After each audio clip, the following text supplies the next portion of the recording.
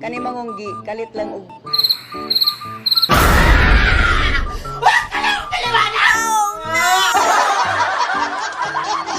dili mo gani ayuda. It does not fall. Basa ragon ng prohibition, prohibited acts. Wa man ni gihatag, paliton man ni.